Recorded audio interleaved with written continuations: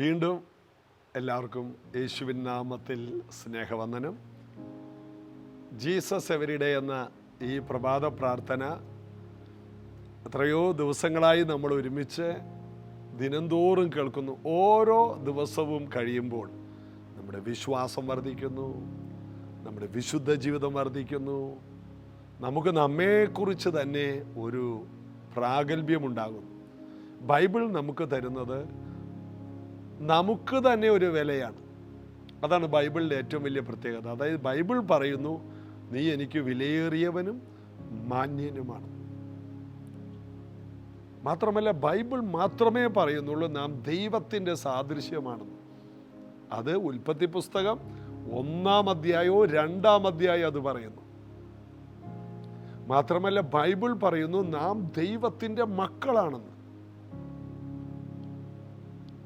അപ്പോൾ ദൈവം നമ്മെ വളരെ വിലയേറിയതായി കാണുന്നു. നമ്മെ ഒരു മൃഗത്തോടല്ല ദൈവം ഉപമിച്ചിരിക്കുന്നത്, ദൈവത്തോട് തന്നെയാണ്. യേശു ഈ ഭൂമിയിൽ വന്നപ്പോൾ പറഞ്ഞു, നിങ്ങൾ ദേവന്മാരെന്ന് ഞാൻ പറഞ്ഞു എന്ന് ബൈബിളിൽ എഴുതിയിരിക്കുന്നു. നിങ്ങൾ വായിക്കുന്നില്ലേ? നിങ്ങൾ എഴുതിയത് വായിക്കുന്നില്ലേ? വിശുദ്ധ വേദപുസ്തകം പറയുന്നത് നിങ്ങൾ വായിക്കുന്നില്ലേ? ഞാൻ പറഞ്ഞു നിങ്ങൾ ദേവന്മാർ. അപ്പോൾ ദൈവം നമ്മെ കാണുന്നത് വിലയേറിയവരായിട്ടാണ്. എന്നാൽ നമ്മുടെ പ്രശ്നം, നാം നമ്മെ വളരെ വില കുറച്ച് കാണുന്നു. അത് പിശാചിൻ്റെ ഏറ്റവും വലിയ തന്ത്രമാണ്. നീ ഒരു പരാജയമാണ്, നീ ഒരു തകർച്ചയാണ്, നിന്റെ കുടുംബം ശാപമുള്ള കുടുംബമാണ്. ഇതെല്ലാം ചിന്തയിൽ കൊണ്ടുവന്ന് അതിനു പറ്റിയ ആൾക്കാരും നമ്മുടെ സമൂഹത്തിൽ പിശാച് കൊണ്ടുവരും. നമ്മെ തളർത്തുന്ന വാക്കുകളുടെ ഉടമസ്ഥരെ കൊണ്ടുവരും, തളർത്തുന്ന ചിന്തകൾ നമുക്ക് കൊണ്ടുവരും, തകർക്കുന്ന സാഹചര്യങ്ങൾ കൊണ്ടുവരും. എന്നിട്ടും തളരാതെ നിൽക്കാൻ ദൈവം നമുക്ക് വചനം തന്നിരിക്കുന്നു. ആരെല്ലാം നമുക്കെതിരെ വന്നാലും, എത്ര വലിയ ചിന്തകൾ നമ്മെ തകർക്കാൻ നോക്കിയാലും, നമ്മിൽ ദൈവം തരുന്നത് വചനമാണ്, ദൈവത്തിൻ്റെ വാക്കുകൾ. ദൈവം എഴുതി വച്ചിരിക്കുകയാണ്, അത് മനുഷ്യൻ്റെ കയ്യിൽ ഏൽപ്പിച്ചിരിക്കുകയാണ്. കുഞ്ഞെ, നീ നിന്നെ അറിയണം, നീ വിലയേറിയ വ്യക്തിയാണ്. ആർക്ക്? ഭൂമിയിലുള്ളവർക്കല്ല, എനിക്ക് വിലയേറിയതാണ്. ഏറ്റവും വിലപ്പെട്ട വ്യക്തിയാണ് നീ. നീ എനിക്കൊരു നിക്ഷേപമാണ്. അപ്പോൾ ദൈവം ഉണ്ടാക്കാനുള്ള ദിവസത്തിൽ അവർ ദൈവത്തിൻ്റെ നിക്ഷേപമായിരിക്കും എന്ന് വേദപുസ്തകം പറയും. നാം ദൈവത്തിൻ്റെ നിക്ഷേപമാണ്. നമ്മെ ഇവിടെ നിന്ന് നിത്യതയിലേക്ക് കൊണ്ടുപോകാൻ കർത്താവ് മുടക്കിയ വില എത്ര വലുതാണ്. ദൈവത്തിൽ ആശ്രയിക്കാം. ഇന്നത്തെ ആരാധനയിൽ ഈ കാര്യങ്ങൾ ധ്യാനിച്ചുകൊണ്ട് നമുക്ക് യേശുവിനെ ആരാധിക്കാം.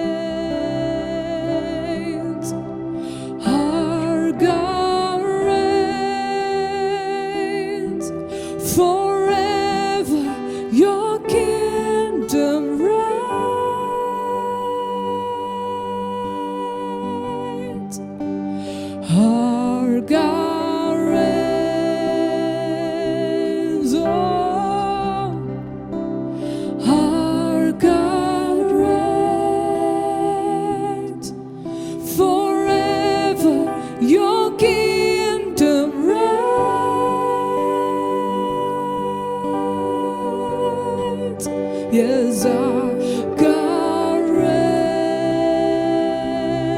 yeah. Our God reigns forever. Your kingdom reigns.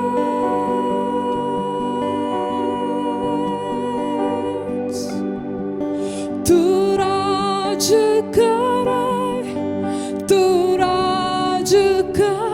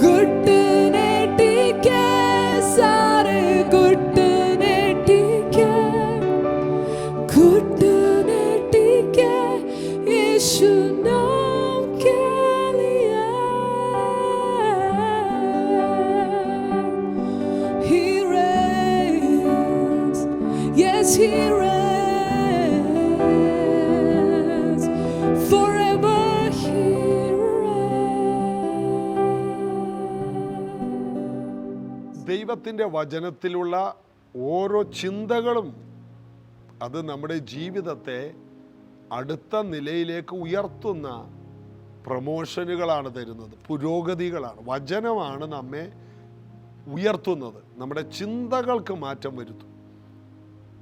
അതുകൊണ്ട് നന്മയും പ്രസാദവും പൂർണ്ണതയുമുള്ള ദൈവഹിതം അറിഞ്ഞ് മനസ്സ് പുതുക്കി രൂപാന്തരപ്പെടുവിൻ നാം ചെയ്യേണ്ട കാര്യമാണ്. ഈ ലോകത്തിന് അനുരൂപരാകരുത്. ഒന്നാമത് നമ്മൾ ചെയ്യേണ്ടത് റോമർ 12 പറയാണ്, ഈ ലോകത്തിന് അനുരൂപരാകരുത്. എന്നിട്ട് നന്മയും പ്രസാദവും പൂർണ്ണതയുമുള്ള ദൈവഹിതം ഇന്നതെന്ന് തിരിച്ചറിയേണ്ടതിന് മനസ്സിനെ പുതുക്കുക, രൂപാന്തരപ്പെടുക. ദൈവം ചെയ്യുന്നതല്ല, നാം നമുക്ക് വരുത്തുന്ന മാറ്റം. നമ്മൾ പറയില്ല മൊബൈൽ അപ്ഡേറ്റ് ചെയ്തില്ല, ഇന്ന കാര്യം. അപ്പോൾ ഓരോ കാര്യങ്ങളിലും നമ്മൾ വീടിനെ നമ്മൾ പുതുക്കും. പണ്ട് നമ്മുടെ വീട്ടിലൊക്കെ മൺചട്ടിയായിരുന്നു, അതിനുശേഷം ഇരുമ്പ് ചട്ടിയായി, അതിനുശേഷം അലൂമിനിയം ചട്ടി വന്നു, അതിനുശേഷം സ്റ്റീലിൻ്റെ ചട്ടികൾ വന്നു, തിരിച്ചിതാ മൺചട്ടിയിലേക്ക് തിരിച്ചു വരികയാണ്. എന്തായാലും പുരോഗമിച്ച് പലരും പഴയതിലോട്ട് തന്നെ വരുന്നു. അപ്പോൾ ഓരോ സീസണിലും മനുഷ്യൻ ഏതാണ് ഏറ്റവും മികവുള്ളതെന്ന് മനസ്സിലാക്കി അതിലേക്ക് മാറുന്നു. ഇതുപോലെ നാം നമ്മുടെ ജീവിതത്തെ പുരോഗതിയിലേക്ക് കൊണ്ടുവരണം. മനസ്സ് പുതുക്കി രൂപാന്തരപ്പെടുവിൻ എന്നാണ് റോമർ 12 1 മുതൽ 3 വരെ വായിക്കുമ്പോൾ നമ്മൾ കാണുന്നത്. നാം മനസ്സ് പുതുക്കണം, നമ്മെ പുതുതാക്കി മാറ്റണം. ഇവിടെ ഇയ്യോബിൻ്റെ പുസ്തകം 8-ാം അധ്യായത്തിൻ്റെ 7-ാം വാക്യം, നിന്റെ പൂർവസ്ഥിതി അല്പമായി തോന്നും, എന്നാൽ നിന്റെ അന്ത്യസ്ഥിതി അതിമഹത്തായിരിക്കും. വേദപുസ്തകത്തിലെ ചില വാക്യങ്ങൾ നമുക്ക് അടിവരയിട്ട് ചിന്തിക്കാൻ വളരെ വളരെ വളരെ ചിന്തിക്കാനുള്ളതാണ്. തുടക്കത്തേക്കാൾ നമ്മുടെ ഒടുക്കം വളരെ അനുഗ്രഹമായിരിക്കും. ഈ പ്രകൃതി തന്നെ ആ ഒരു സിസ്റ്റമാണ്. അതുകൊണ്ടാണ് ദൈവം വൃക്ഷങ്ങളെ ഉണ്ടാക്കിയപ്പോൾ വിത്തുള്ള സസ്യങ്ങൾ ഫലമുള്ള വൃക്ഷങ്ങൾ. ഫലത്തിനകത്ത് ദൈവം വിത്ത് വച്ചിരിക്കുകയാണ്. വിത്ത് ചെറുതാണെങ്കിലും വിത്ത് വളർന്ന് അതിൻ്റെ പൂർവസ്ഥിതിയിലെത്തുമ്പോൾ അതിമഹത്തായിരിക്കും. എല്ലാം ദൈവം ചെറുതിലാണ് വെച്ചത്. എല്ലാം ചെറുതിലാണ് വെച്ചത്. ആ ചെറുതിലായിരുന്നു വലിയ കാര്യങ്ങൾ നടക്കുന്നത്.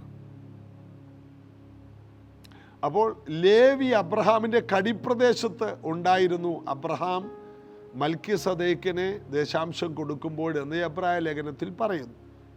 അപ്പോൾ എല്ലാം ചെറുതിലാണ്. അപ്പോൾ പത്രോസ് അപ്പോസ്തലൻ പറയുന്നു, കെടുന്ന ബീജത്താലല്ല, കെടാത്തതും ഉൾനട്ടതുമായ ദൈവവചനത്താൽ നിങ്ങൾ വീണ്ടും ജനിച്ചിരിക്കുന്നു. വചനം ഒരു ചെറിയ സീഡാണ്. അത് ദൈവത്തിൻ്റെ സീഡാണ്. മനുഷ്യൻ്റെ സീഡ് മനുഷ്യനെ ഉണ്ടാക്കുന്നു. ദൈവത്തിൻ്റെ സീഡോ ദൈവമക്കളെ ഉണ്ടാക്കുന്നു. ചെറിയ ഒരു വിത്ത്. യേശുവിനെ സ്വീകരിക്കുന്ന ഒരു ദൈവ പൈതൽ വചനം കേട്ടപ്പോഴാണ്, ആ വചനമാണ് ആ വ്യക്തിയിൽ ഒരു പുതിയ ജീവിതം കൊണ്ടുവരുന്നത്.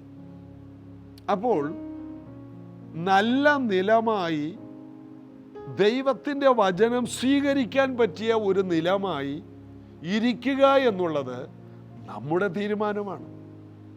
വഴിയറമ്പത്ത് വീണ വിത്ത് പോലെ ആകരുത്. വിത്ത് നല്ലതാണ്, വീണത് വഴിയറമ്പായിപ്പോയി. അതിനെ പറവജാതി കൊത്തിക്കൊണ്ടുപോയി. അതായത് വചനം കേട്ടു, എന്നാൽ ഗ്രഹിക്കാത്തത് കൊണ്ട് പിശാച് അത് എടുത്തു കളഞ്ഞു എന്ന്. അപ്പോൾ പിശാചിന് നമ്മിൽ വരുന്ന വചനത്തെ എടുത്തു കളയാനുള്ള കഴിവുണ്ട്. അടുത്തത് വായിക്കുന്നു, പാറസ്ഥലത്ത് വീണു. പെട്ടെന്ന് തീരുമാനങ്ങൾ എടുത്തു, എന്നാൽ വേരിന് താഴ്ചയില്ലാത്തത് കൊണ്ട് അത് ഉണങ്ങിപ്പോയെന്ന്. അത് വളർന്ന് വേരിറങ്ങിയില്ല, അതിനൊരു നിലനിൽപ്പില്ലാതെ ഉണങ്ങിപ്പോയി. അടുത്തത് മുള്ളിനിടയിൽ വീണ വിത്തോ. മുള്ളും വളർന്നു, വിത്തും വളർന്നു. മുള്ളും വിത്തും ഒരുമിച്ച് ചേർന്നു. മുൾച്ചെടിയും ഇതിൻ്റെ ഒപ്പം ചേർന്ന് ഈ വിത്ത് വളർന്ന് ഒരു ഫലമാകുന്നതിന് മുമ്പ് അതിനെ മുഴുവൻ ഫലം കൊടുക്കാതെ ഞെരുക്കിക്കളഞ്ഞു. ഈ ലോകത്തിൻ്റെ ധനത്തിൻ്റെ നാളെയെക്കുറിച്ചുള്ള ചിന്തകൾ, ഉപജീവന ചിന്തകളും നാളെയെക്കുറിച്ചുള്ള ഭാരങ്ങളും കൊണ്ട് ഇതിന് ഫലം വേണ്ട രീതിയിലുണ്ടായില്ല. വിശ്വാസിയാണോ? വിശ്വാസിയാണ്.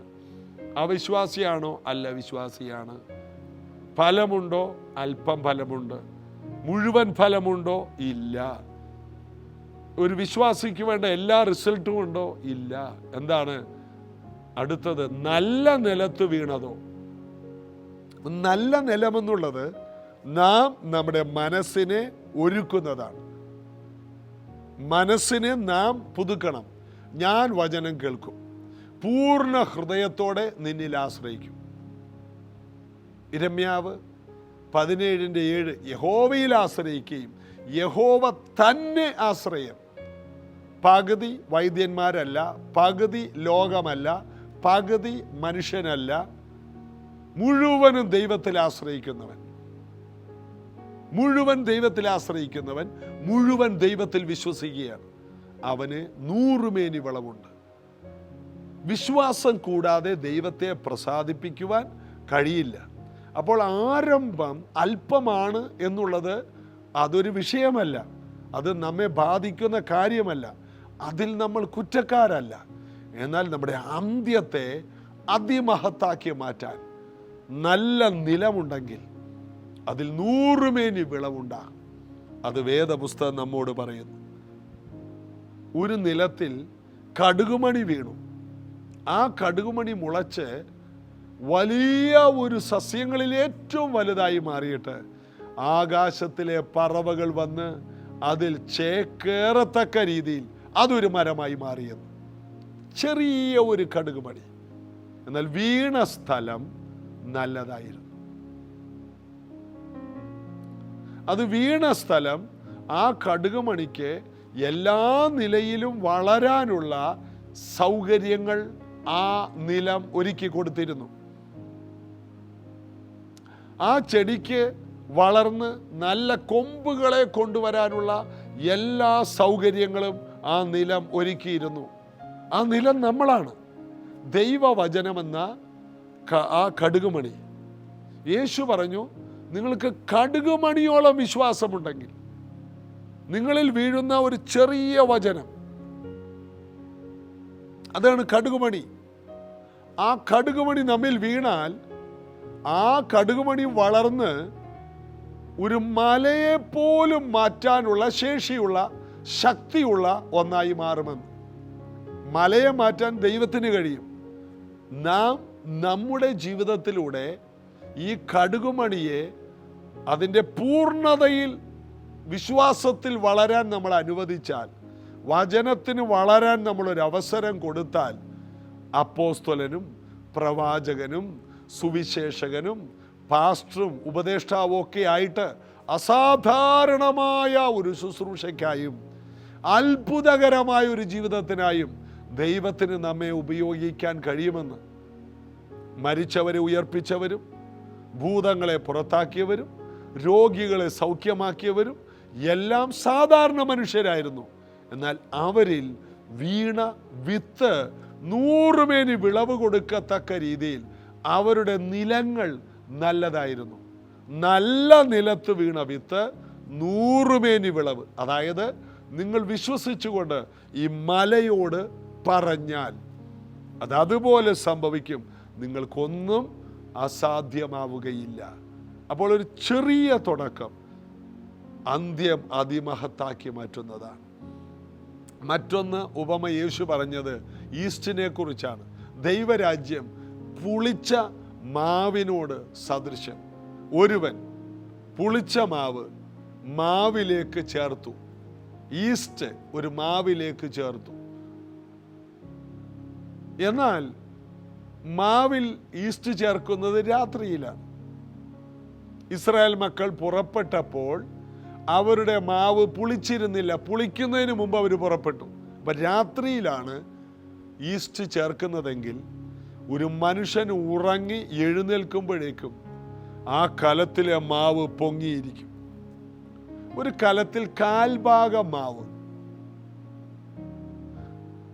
അതിനകത്തൊരു ഒരു കാണാൻ കഴിയാത്ത അല്പം 3, 4, 5 ഈസ്റ്റ് പോകട്ടെ, അവർ 10 ഈസ്റ്റ് തരി, കടുക് പോലത്തെ ഒരു തരി അതിട്ട് കഴിഞ്ഞാൽ അല്പം പുളിമാവ് പിണ്ടത്തെ മുഴുവനും പുളിപ്പിക്കും.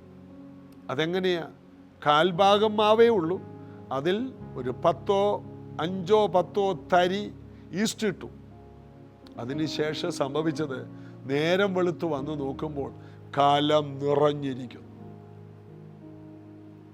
അത് വർദ്ധിച്ചിരിക്കുന്നു. ഇതുപോലെയാണ് ഇന്ന് ഭൂമിയിൽ നാം ജനങ്ങളിൽ ഇടുന്ന വചനം, അതവരെ വർധനവിലേക്ക് കൊണ്ടുവരും, അവരെ രൂപാന്തരത്തിലേക്ക് കൊണ്ടുവരും. വചനം ഒരു ഈസ്റ്റ് പോലെ പ്രവർത്തിക്കും. അതായത് ആരും അറിയില്ല നാം പറയുന്ന വചനം. നമ്മൾ പറയും, എന്തിനാ വചനം പറഞ്ഞിട്ടൊന്നും വ്യത്യാസമില്ല, പല പ്രാവശ്യം പ്രാർത്ഥനയ്ക്ക് വന്നാണ് വ്യത്യാസമില്ല. ആരറിയുന്നു? നമ്മൾ പോലും അറിയാതെയാണ് വചനം രഹസ്യത്തിൽ പ്രവർത്തിക്കുന്നത്, അകത്ത് മാറ്റം വരുത്തും. പൗലോസ് സംസാരിക്കുമ്പോൾ കർത്താവ് ലുദിയായുടെ ഹൃദയത്തെ തുറന്നു. അവൾ സ്നാനപ്പെട്ടു.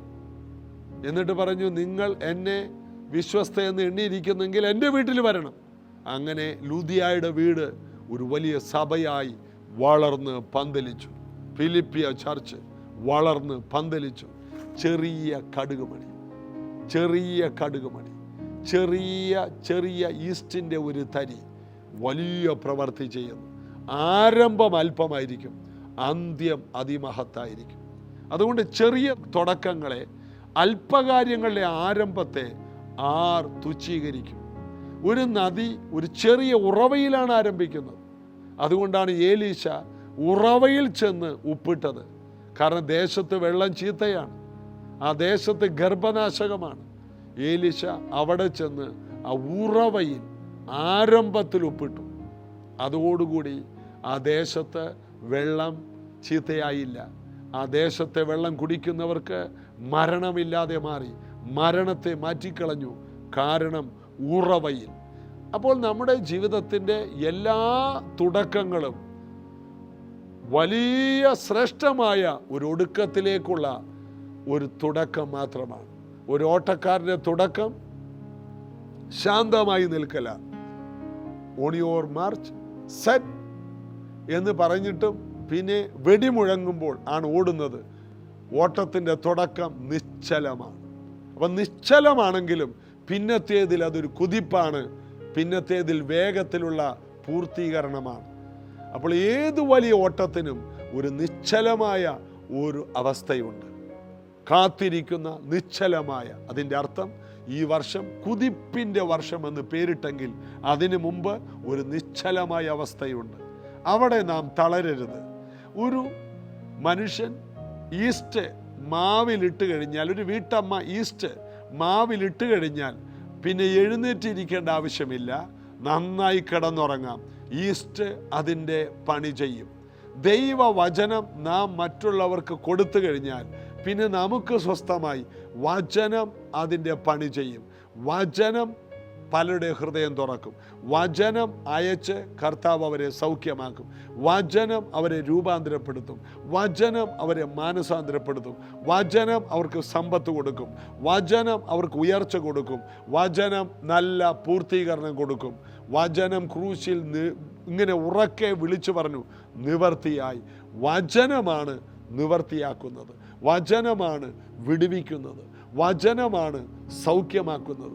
വചനമാണ് നിത്യജീവൻ തരുന്നത്. അതുകൊണ്ട് ചെറുതെന്ന് പറഞ്ഞ് തള്ളിക്കളയാതെ നമ്മൾ പറയുന്ന വചനങ്ങൾ ജനങ്ങളിൽ മാറ്റം കൊണ്ടുവരും. എന്നെ ഒത്തിരി പേര് വിളിക്കാറുണ്ട്. ഇന്ന് എന്നെ ഒരാൾ വിളിച്ചു. അതെനിക്ക് തോന്നുന്നു ഓസ്ട്രേലിയയിൽ നിന്നാണ്. എന്നോട് പറഞ്ഞു, ഒരു ക്യാമ്പിനകത്ത് പാസ്റ്റർ വന്ന് പ്രസംഗിച്ചത് ഞങ്ങളുടെ ജീവിതത്തിൽ പ്രയോജനമായി. ഞങ്ങളിന്ന് ദൈവത്തിൻ്റെ വേലയിലാണ്. നമ്മൾ പറയുന്നൊരു വചനം, വാസ്തവത്തിൽ ആ ക്യാമ്പ് എനിക്ക് ഒരു തൃപ്തിയില്ലാത്തൊരു ക്യാമ്പായിരുന്നു. ഞാൻ പ്രസംഗിച്ചിട്ട് തൃപ്തിയില്ല.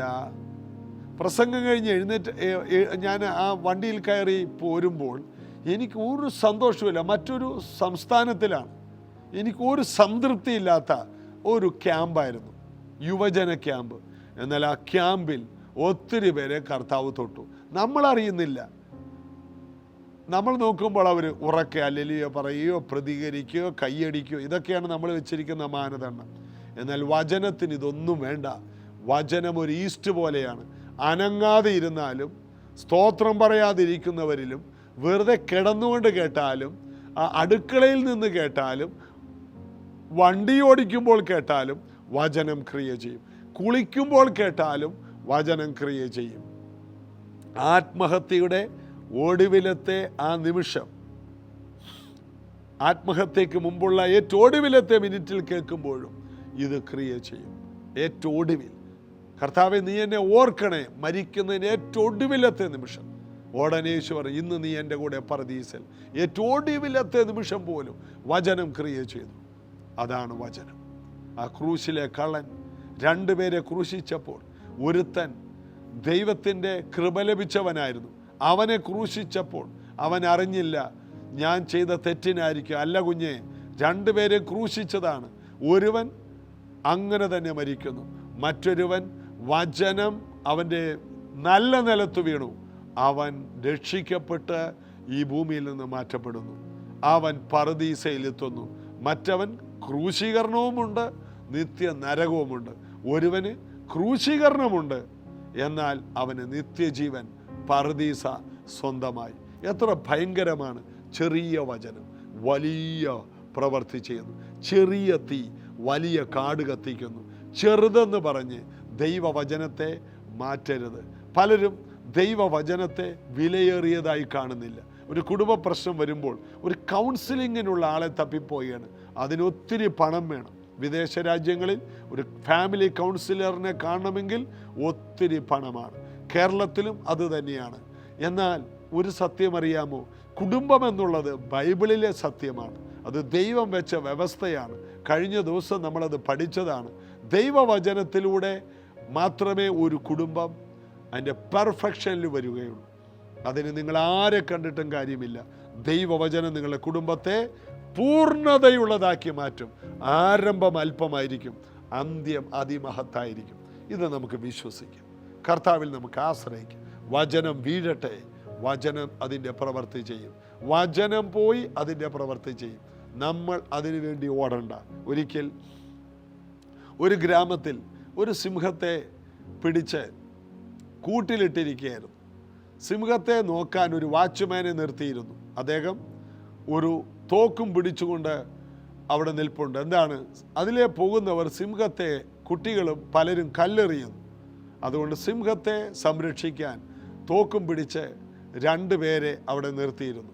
അപ്പോൾ വഴിയെ പോയ ഒരു വൃദ്ധനായ മനുഷ്യൻ പറഞ്ഞു, നിങ്ങളെന്തിനാണ് സിംഹത്തെ സംരക്ഷിക്കുന്നത്? സിംഹത്തെ തുറന്നു വിടൂ, സിംഹം സിംഹത്തെ സംരക്ഷിച്ചുകൊള്ളും. തുറന്നു വിട്ടാലുള്ള സ്ഥിതി അറിയാലോ. സിംഹത്തെ സംരക്ഷിക്കേണ്ട ആവശ്യമില്ല. വചനത്തെ തുറന്നു വിട്ടാൽ വചനം ചെയ്യേണ്ടത് വേറെ ആർക്കും ചെയ്യാൻ കഴിയില്ല. നമ്മിലുള്ള വചനം നാം പ്രാർത്ഥനയോടെ തുറക്കുക, വചനം പറയുക, അതിൻ്റെ പ്രവൃത്തി ചെയ്ത് വചനം തിരിച്ചു വരും. സാമ്പത്തിക ഉയർച്ച വചനം പറയണം. വചനം പറയുമ്പോൾ സാമ്പത്തികമായി ഉയർച്ച, സൗഖ്യം എല്ലാം വചനം പറയണം. നാം നമ്മോട് പറയണം, നാം മറ്റുള്ളവരോട് പറയണം, നാം അന്തരീക്ഷത്തോട് പറയണം, നാം പ്രകൃതിയോട് പറയണം. എല്ലാം വചനം പറയണം. ഞാൻ പറഞ്ഞിട്ടല്ലാതെ ഈ ആണ്ടിൽ അത് വചനം പറയണം. വചനം പറയുമ്പോൾ എല്ലാ അന്തരീക്ഷങ്ങളെയും വചനം കൈയടക്കും. നമുക്കത് വിശ്വസിക്കാം, പ്രാർത്ഥിക്കാം. യേശു കർത്താവേ, ഇന്ന് കേട്ട വചനം പോലെ ഈ മക്കൾ അനുഗ്രഹിക്കപ്പെടട്ടെ. വചനം നല്ല നിലത്ത് വീണ് വലിയ വിളവുണ്ടാകട്ടെ. ആരംഭത്തേക്കാൾ ആമേൻ അന്ത്യസ്ഥിതി അതിമഹത്താക്കുന്ന അതിശ്രേഷ്ഠമായ വലിയ കാര്യങ്ങൾ ഈ മക്കളുടെ ജീവിതത്തിൽ നടക്കട്ടെ. ഇപ്പോൾ തന്നെ ഇവരിലുള്ള ബന്ധനങ്ങൾ ഈ കേട്ട വചനത്താൽ അഴിയട്ടെ.